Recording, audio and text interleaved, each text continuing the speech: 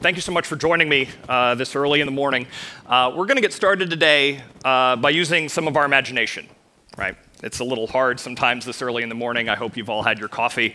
But we're going to imagine standing on a world other than Earth, a different world than the one we're on right now. Maybe like me, you watch Star Trek every week, and so this is a little bit easier. But maybe you don't. That's okay, too. We're going to imagine standing on a world different than Earth. This world has a thick atmosphere, a thicker atmosphere than Earth. You can take a deep breath in. You can feel the thick air around you. You can feel like going from a mountaintop down to the sea. You can feel the dense air in your lungs. As you move your arms through the air, it feels a little soupy, a little bit like swimming in a pool, maybe, not quite that thick, but still noticeable. You can imagine standing on a world where the gravity is less than Earth. You've got to walk kind of funny to walk in the low gravity. You can jump meters into the air. It takes seconds for you to fall to the ground. Pretty strange world, right? We're going to imagine standing on a world, actually, where the atmosphere is so thick and the gravity is so much lower that an average adult human being, like you and me, can strap wings to their arms. They can jump into the air and they can flap like a bird and soar for minutes over hillsides and lakes and rivers. Imagine that. The dream of humans for so many years to actually fly under your own muscle power. No motors needed, no batteries, just you flying through the air. This world actually exists, one kind of like it. It actually exists right here in our solar system. It's called Saturn's moon Titan. And right now, actually, some people are designing a drone to go visit that moon, and it's called Dragonfly. It's being designed by NASA and the Johns Hopkins University Applied Physics Laboratory. Like you and me, Dragonfly can't fly on Earth. It doesn't have enough power. The rotors are too small, and it's too heavy. But like you and me, Dragonfly can fly on Titan. When it lands there in the early 2030s, it will explore a strange new world. It will answer questions about Titan that we barely knew how to ask 10 years ago and 20 years ago. I'm going to tell you all about this world and about our explorations of it in just a little bit. But before I do, I want to talk a little bit about our 4 paths to space. All space travel, all human space travel, falls into these 4 uses. And it's actually not my original idea. I encourage you, if this inspires you, to go look at a talk by a former colleague of mine, Brent Sherwood, and his talk, The 4 Futures. The 4 paths of space are exploration, exploitation, experience, and expansion. So what are these 4 paths to space? We have exploration. Exploration is the domain of science. It's the domain of asking questions and then trying to find the answers. And sometimes those answers give you even more questions that you didn't even know what to ask. It's the domain of spacecraft that fly by Pluto and visit comets and orbit the Earth and study gamma rays. It's the domain of Mars rovers and Apollo moonwalks. It's the domain of understanding the universe and our place in it. That's space exploration. Space exploitation is about using space for the benefit of Earth, for the benefit of humanity. It's about solving problems here on Earth. And those problems are very wide. They range from, I can't talk to somebody on the other side of the world, so I'm going to send a signal through a satellite so that I can make a phone call. They range from, I get lost all of the time without my cell phone, and this needs to tell me where I am.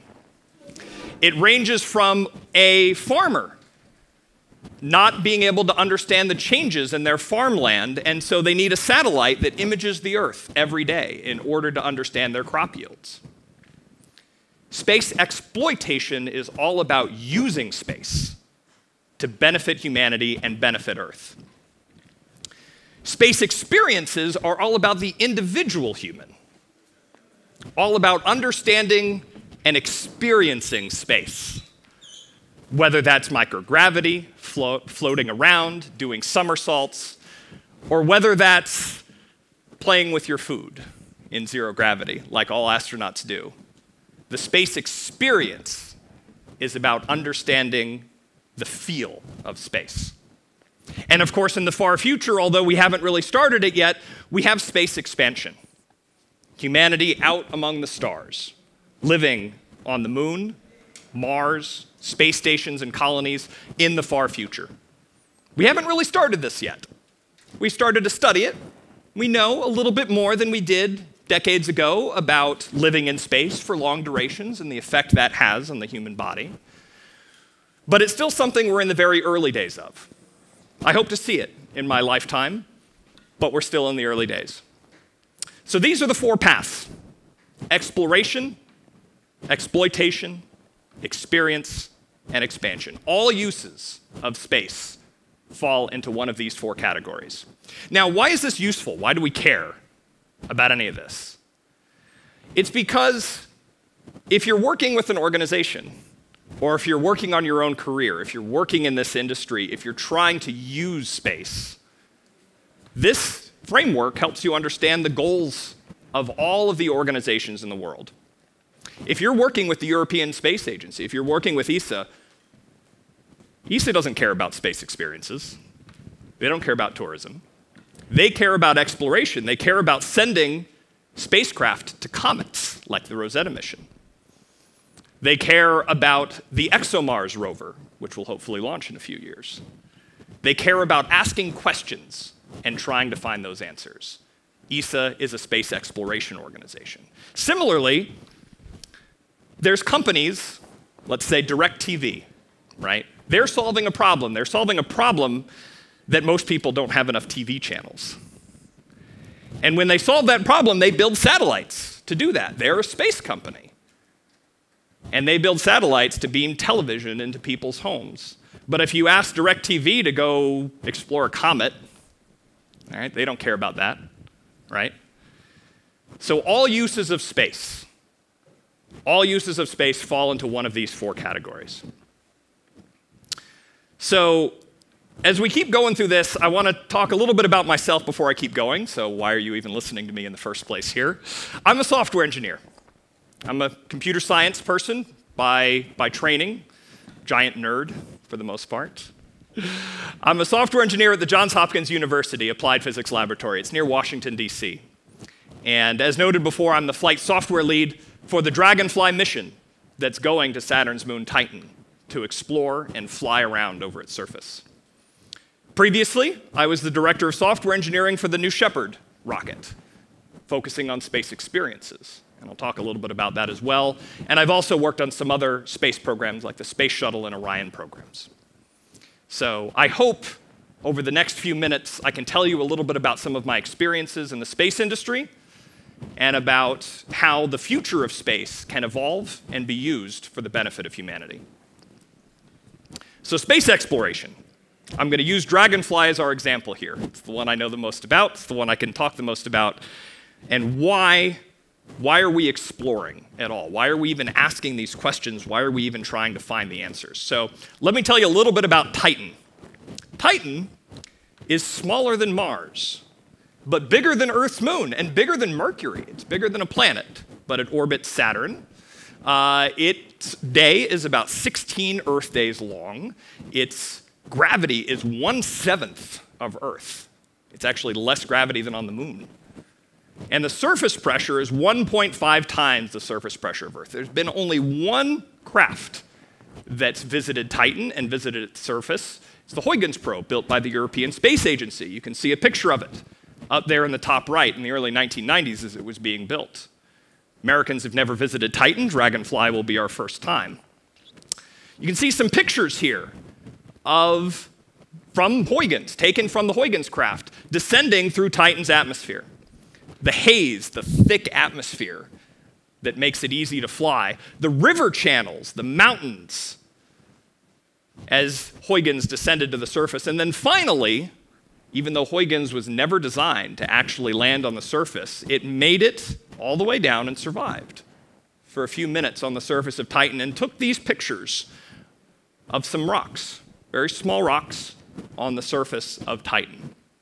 It's been invaluable data for designing Dragonfly, our second only visit to Titan. And so what it revealed was a world, a complex world.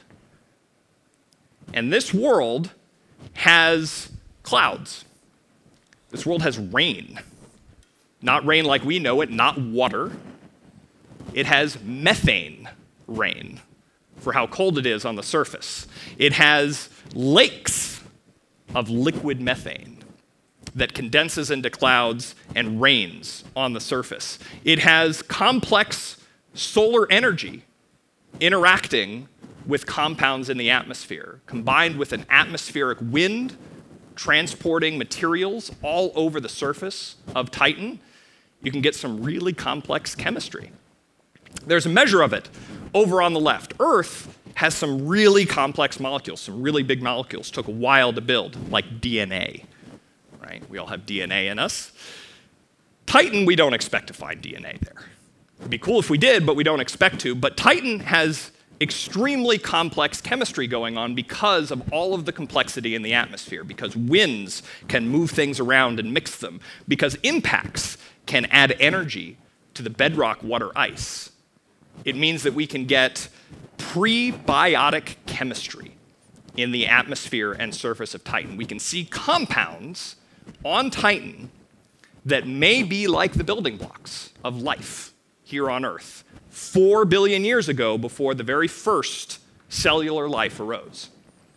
We may be able to use Titan to understand the origins of life on Earth, right? We can't go back 4 billion years on Earth to understand this, but we can go to Titan and see an analog, and we can see what that chemistry looked like. So how are we exploring Titan? Well, the Cassini and Huygens missions revealed where to look. It revealed that Titan was complex. It revealed that there were winds and rivers and lakes and all sorts of other places to go explore. If somebody only visited Bratislava and never saw anywhere else in Europe, it'd be really hard for them to understand all of Europe, right? If you only saw one city, didn't matter which city it was, pick a city. If all you did was see one corner of that one city, you can't understand Europe. You can't understand Earth. And it's the same way for Titan. We need to go to more than one place, and we need to take all of our science instruments there when we do. We need to see the variation. We need to see the chemistry of one spot, and then fly kilometers away and see the chemistry of another spot. And then, of course, as I talked about earlier, aerial mobility is highly efficient. It is easy to fly on Titan, from an energy perspective anyway. It's also very cold, but the atmospheric density being 4 times higher means that we need smaller wings and rotors. And the gravity being 1/7 of Earth means we need less energy to actually get off the ground. So you can see what Dragonfly looks like up there in the top right. And when most people think of a drone, they think of something, maybe handheld, or maybe even the really big drones like the one outside for people to fly in. But this is a big craft. So this picture right here on the right is our principal investigator, Dr. Zibby Turtle. She's our fearless leader and a planetary scientist. And that's her holding one of the rotors. One of the test rotors, not one of the real rotors that'll fly, but one of our original tests for the rotors. And so Dragonfly will have 8 of those to fly around Titan. It's not a small craft. It needs to carry large science instruments from place to place all over Titan.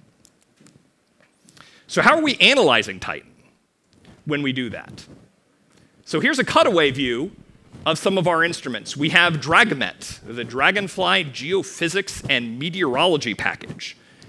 It's a collection of sensors, like methane sensors, hydrogen sensors, a seismometer, to analyze the weather patterns on Titan.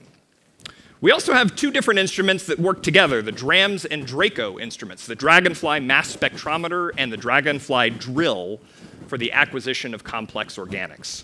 These two drills, here in red, can pick up materials from the surface of Titan. They can send those materials up to this giant orange mass spectrometer to analyze the molecular composition of Titan. We can understand exactly and precisely the materials on Titan's surface. And of course, no exploration mission is complete without cameras, right? You've all seen pictures from Mars, pictures from the moon, and our mission will be no different. We'll have multiple cameras that can be used both on the surface and while we're flying around. I know I'm looking forward to those pictures myself, especially those from in flight. Those will be quite unique. And then we have the Dragons, the Dragonfly Gamma Ray Neutron Spectrometer. That's our atom detector.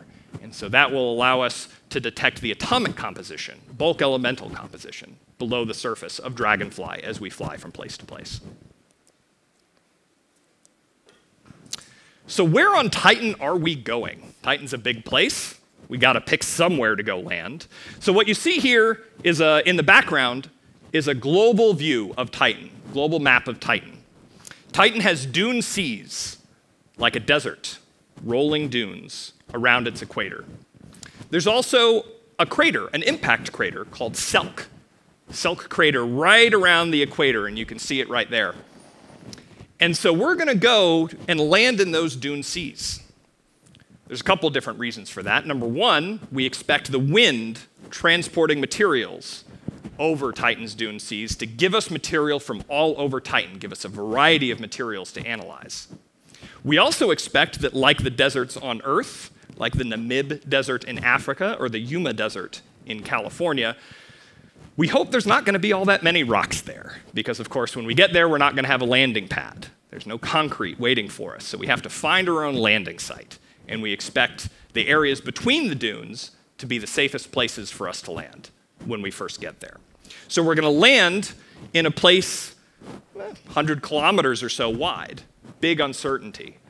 And we're going to land somewhere there, and then we're going to start heading north. And we're going to go analyze everything we can along the way, and we're going to understand what happens when an impact crater hits Titan, and what sort of chemistry and materials and processes can result from that energy.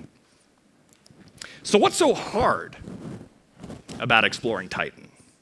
Right? So that's Titan right there, you know, Saturn in the background and Saturn's rings, picture taken from the Cassini mission. So why hasn't anybody done this yet? Why hasn't anybody been there? Well, for one thing, it's negative 179 degrees Celsius. It's pretty cold. And because of the thick atmosphere, we don't get much solar energy coming in, so heat is a problem. Most electronics, most cameras don't like being that cold, right? So heat, thermal, is a problem. There's also the uncertainty about Titan's surface. If you're going to build a helicopter, if you're going to build a drone, you want to be able to land on concrete or a stage. What happens if you land in mud? What happens if you land in something sticky? Right? So we have to understand what we think we know about Titan in order to build Dragonfly. But of course, if we knew everything about Titan's surface, we wouldn't need to go. Right? So we need to understand that uncertainty, and we need to build to it. We also need to fly completely automatically. Dragonfly will fly for 30 minutes at a time, probably, something like that. Dragonfly is going to be 3 hours round-trip light time away. It takes an hour and a half for light, radio signals, to get from Earth to Saturn. So no joysticks, no throttles, no collectives, no flying ourselves over there. We have to do it completely automatically. We have to tell Dragonfly, go 3 kilometers in that direction. Let us know when you land, right? And then it signals us when it's done. The other thing is, of course, it has to work the first time. How many of you would get on an airplane that's never flown before? Not only a new, build, but a completely new design, right?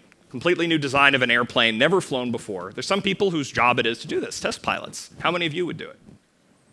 Right? On Earth, you can do test flights.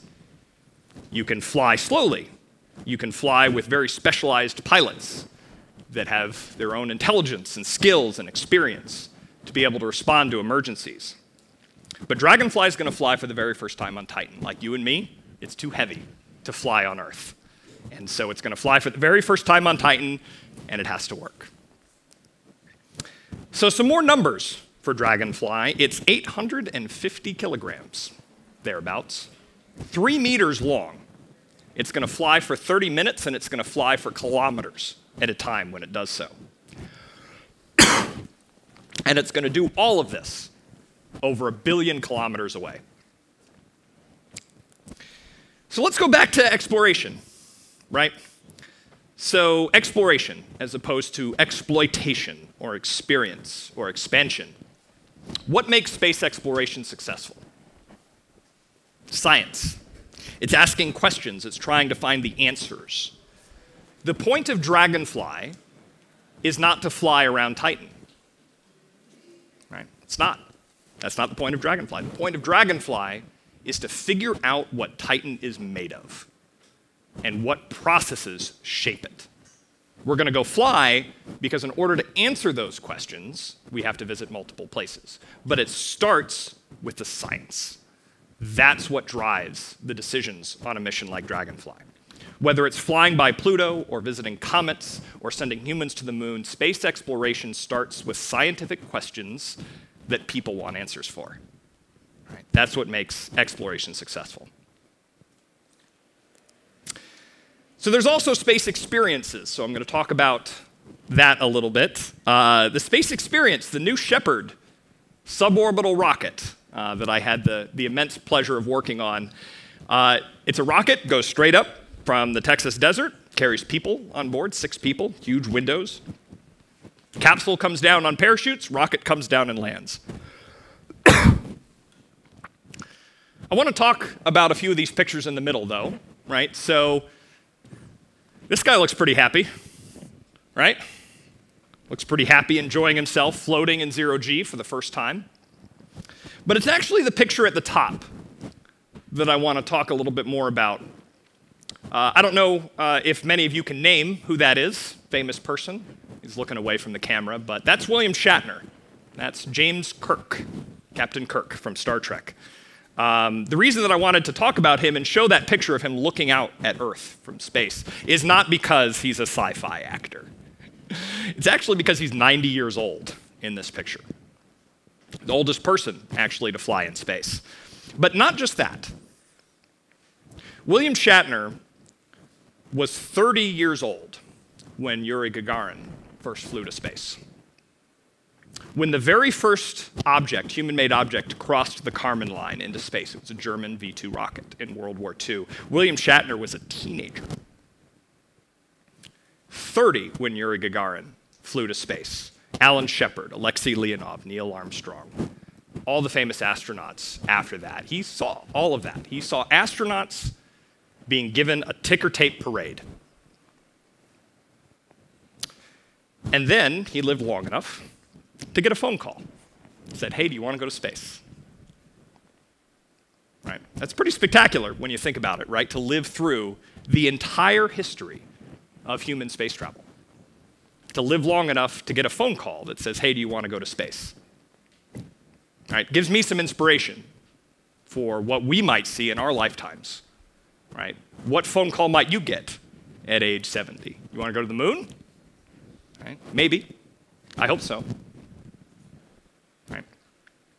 So the space experience on New Shepard, why was New Shepard even built at all, right? Why is it doing things like that, where it's dancing on its own rocket engine exhaust?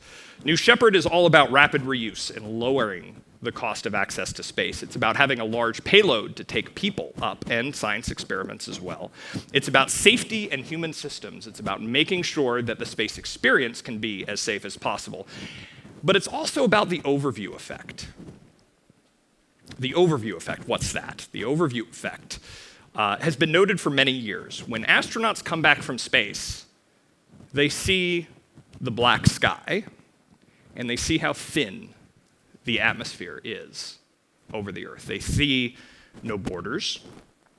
They see a tiny, thin sliver of blue protecting all of us. The overview effect is about seeing the fragility of Earth from space. The Apollo moon missions and the Earthrise, famous Earthrise pictures, seeing Earth rising over the surface of the moon, has been credited in many ways with starting some of the environmental movement in the 1960s to protect the fragility of Earth.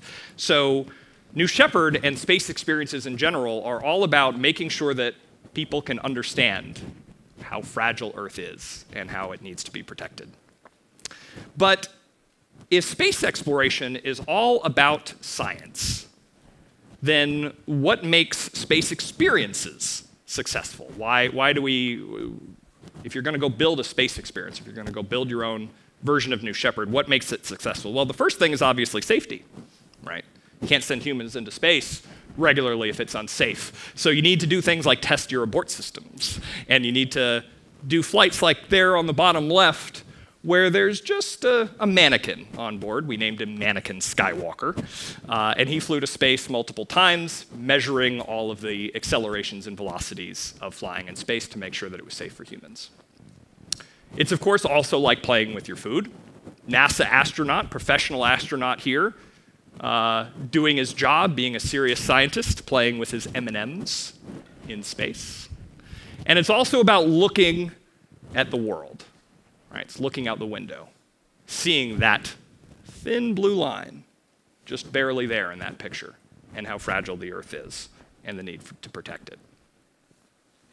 So that's space experiences. What about those space exploitations? So actually, as we'll get to a little bit later, that's the biggest part of space. So what is in space exploitation?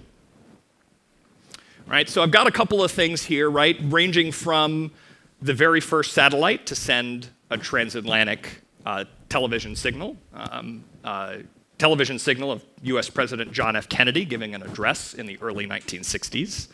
Whether it's a DirecTV satellite, a SpaceX Starlink satellite, a European Galileo satellite, all of these things have one thing in common. Right? What ties all of these things together? Well, the pictures maybe tell the story. There's something in space and something on the ground. Right? Space exploitation is all about solving a problem on Earth. It's all about using space for the benefit of Earth, whether that's adding more television channels to your home, or whether that's better internet in areas that can't be served, or whether it's just that I get lost all the time without my cell phone. That's space exploitation. It's all about solving problems on Earth. How will space systems improve human lives? There's been a lot of successes, actually, with space exploitation. So I had talked about DirecTV earlier and their satellites. I consider them actually one of the best success stories for space exploitation. The company operated 12 satellites, and the company itself was sold for $67 billion. In 2015. It's a lot of money to make off of space. There's Earth observation systems to understand how the Earth is changing with seasons and years.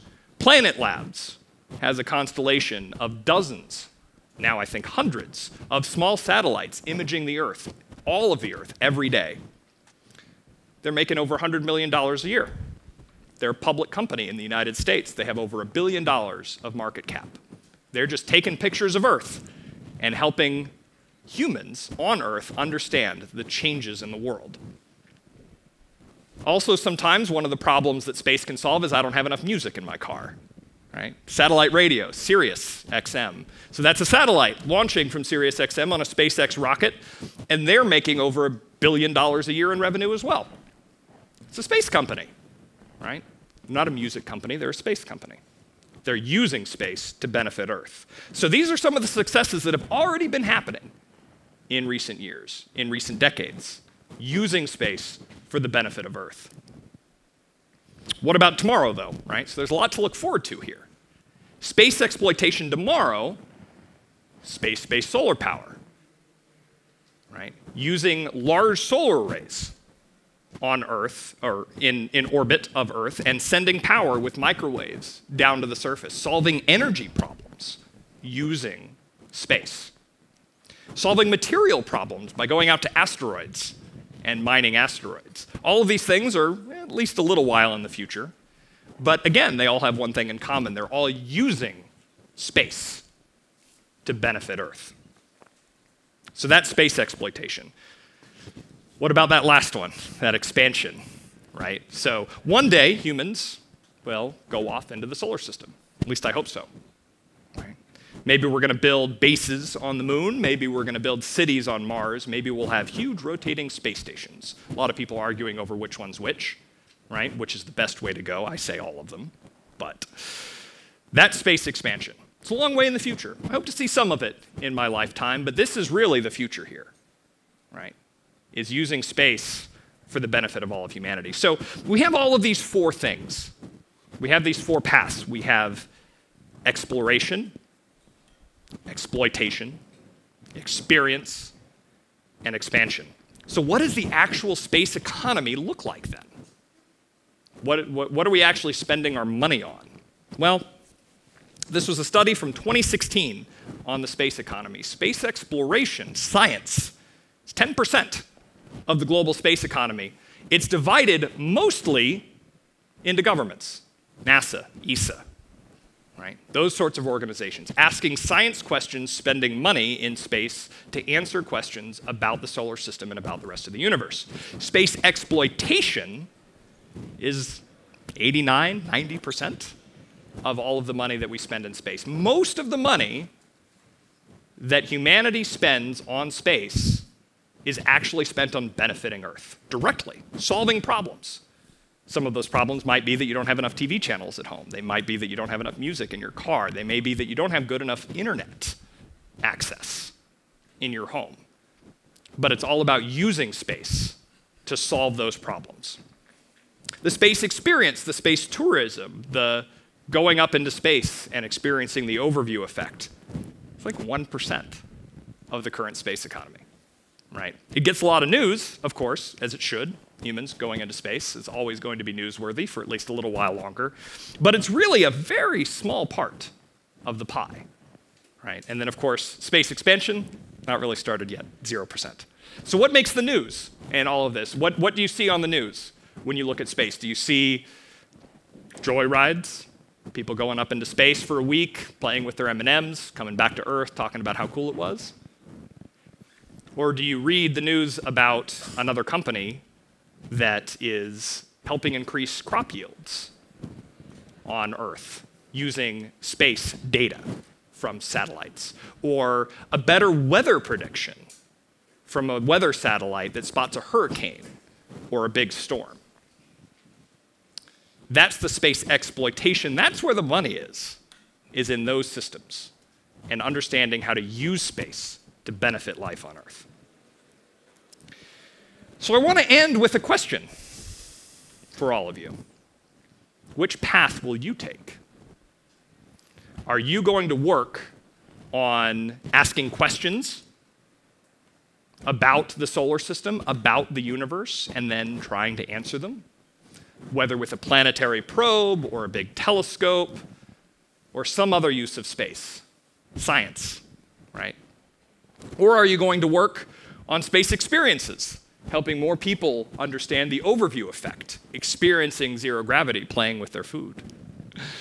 Or are you going to work on space exploitation, using space as a tool to benefit Earth, to benefit our lives, all of them, right?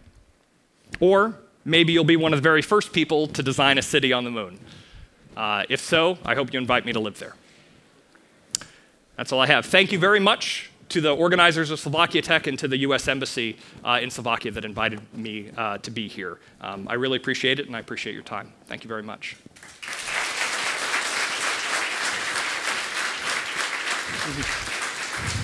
Ďakujeme pekne. Thank you. Asi nejaké otázky budú. Čo poviete? Here is a question. Does the Dragonfly team work together with the Ingenuity team? What are the main challenges those missions have in common? Yeah, so we do work closely with the Ingenuity team. We've had many meetings with them. I've talked to them. For those of you that may not be familiar, Ingenuity is the Mars helicopter, so there is a helicopter on Mars. The Dragonfly and Ingenuity missions are quite different, actually. Ingenuity is a technology demonstrator, an amazing one. It weighs, I think, about 2 kilograms, compared to Dragonfly at about 850 kilograms. So they're very different in scale. There's actually a book recently published about the differences between Dragonfly and Ingenuity that was published by a member of the team, Ralph Lorenz. The main challenges really are about operations and redundancy and being able to respond to faults and being able to understand. When you're flying, of course, you got to get down to the ground some way. You're going to land, whether you want to or not. And so being able to be robust to the environment, to winds, to uncertain surface properties, and then also how to operate the craft, what sort of signals you send up, what sort of signals you need to come back to make sure that the next flight will be a success. So those meetings have been happening. They've been very productive, and big credit to the Ingenuity team for their successes so far. Next question. Do you think that humans could be living in space in the next 50 years? Yeah, so there's humans living in space right now. There's 7 of them on the International Space Station. In fact, the commander of the International Space Station right now, Samantha Cristoforetti, is an Italian woman there through the European Space Agency. So they live there for 6 months at a time on the International Space Station, but there's been a continuous human presence in space now for over 20 years. So if you're under the age of 20, there's always been at least one person in space, always at least 2, actually. So in terms of humans living in space, will there be somebody that is, born, lives their whole life without ever being on Earth? Maybe, I hope so. I don't know for sure. I'm not sure that I would bet on it in the next 50 years, but I hope so. And would I move to another planet if I had the chance? That depends on what the city's like. So Mars is really cold. There's not a lot to do there, actually. I'd love to visit Mars. I don't know that I'd like to actually live there permanently. Okay, and do you expect some life in Titan? Do you think there's a possibility? Yeah, so one of our instruments, actually, the DRAMS instrument, the mass spectrometer, will have some methods to detect potential signs of life. And of course, our cameras, maybe something walks up to us, right? We get a picture of it. But we're not really expecting either of those things. We're not necessarily expecting to find life on Titan, but we're hoping that we see the building blocks of life, maybe, and to understand those better.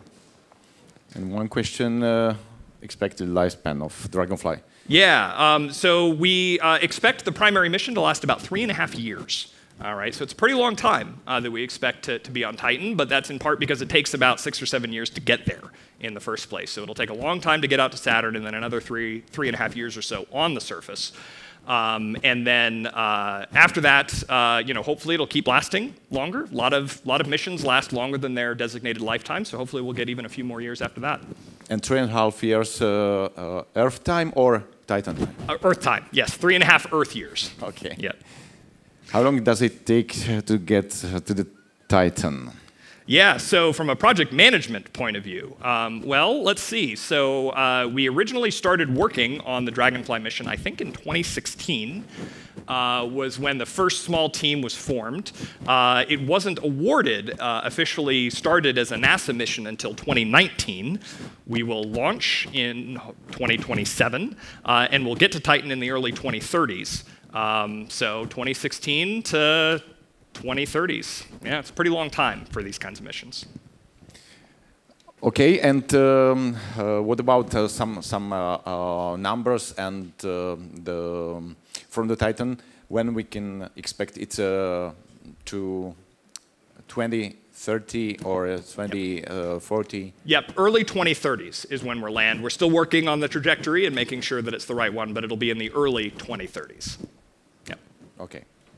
Thank you very much. Thank you. Thank you.